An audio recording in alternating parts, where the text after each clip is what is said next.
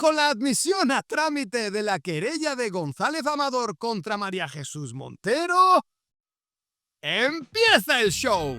¡Tengo miedo! Y es que el Tribunal Supremo ha decidido dar luz verde a la demanda civil presentada por Alberto González Amador, conocido por ser, el que sale con Ayuso, contra María Jesús Montero, vicepresidenta del gobierno y ministra de Hacienda. Como ya sabemos, Montero, que tiene la misma discreción que un megáfono en misa, soltó aquello de que González Amador estaba metido hasta las cejas en un fraude fiscal de más de 350.000 euracos. Y sí, la mujer, en un alarde de diplomacia, decidió irse de la lengua antes de tiempo y, claro, ahora toca comerse una querella.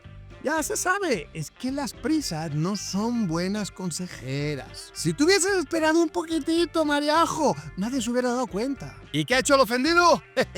Pues pedir justicia, por supuesto. Pero no cualquiera, no. 40.000 euritos. Oye, que el honor últimamente está muy caro. ¡Cállese y coja mi dinero! Aunque también convendría recordar que lo de defraudar a Hacienda tampoco es que lo llamemos un hobby legal. A González Amador se le olvidó esa parte cuando decidió indignarse, puesto que pareciera que para él el problema no era lo que hizo, sino que le pillaran. ¡Bien hecho!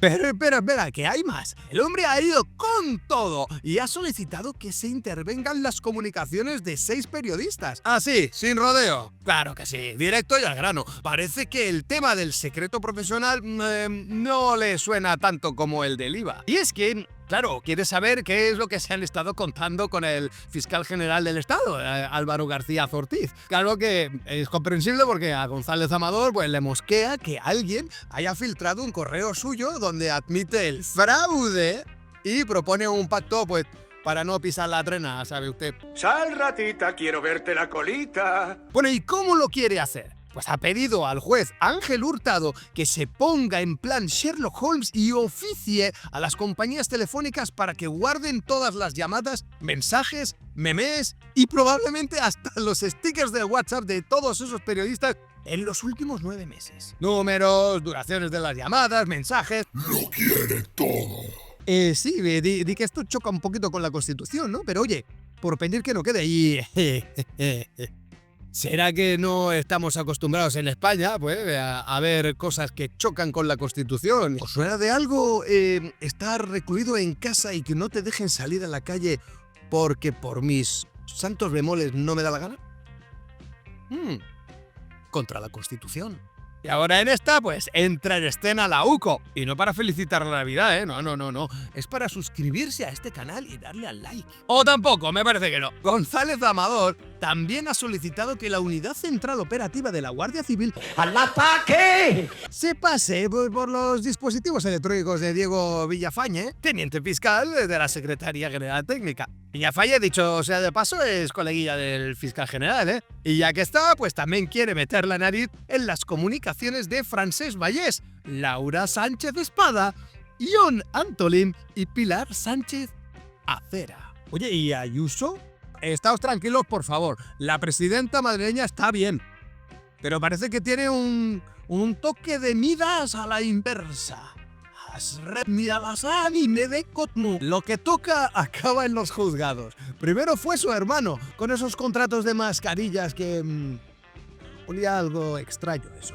Es un misterio, muy misterioso. Y ahora su pareja está en el candelero por fraude fiscal. La vida de Ayuso es como un bingo judicial. Toca premio en cada jugada, pero sí o sí. Además hay diligencias adicionales. El juez Hurtado, que parece que está para pocas bromas, ha ordenado que la UCO pida a las compañías telefónicas los números y códigos de email de los móviles que están en el ajo. ¡Mamma la mamma! Pero tranquilos, que cuando se pusieron a mirar el móvil del fiscal general, no había ni un mensaje. ¡Es magia! ¿Quiere explicárnoslo? Ah, sí. Bueno, siempre que vean una cosa así, lo hizo un mago. García Ortiz había cambiado de terminal y... ¿sería algún error? Pues le dio a borrar absolutamente todo. Y no es que el móvil explotara ni que se le cayese a la piscina. Simplemente decidió que la opción eliminar todo, absolutamente todo, Era su mejor aliada. Vamos, que por un momento pensó que estaría en Tinder ahí borrando los mensajes, que no se entere nadie con quién has estado chateando. Pero ahora los fiscales se ponen serios, y con razón, claro. La Asociación Profesional e Independiente de Fiscales, la APIF, ha dicho: hasta aquí hemos llegado. Han pedido que se impute al fiscal general por prevaricación y por apoderamiento ilícito de información. Directamente piden que lo citen en el alto tribunal. Ya sabéis, para charlar, ¿no?, entre colegas. Y ahí se acaba todo. Pues no, señor, porque la defensa de González Amador también quiere que se impute a Villafañe y que se amplíe el peritaje de los dispositivos del fiscal general. ¡Con dos cojones! Y si nos vamos a las excusas del fiscal general, está en modo: es que lo hago porque me pueden robar el móvil.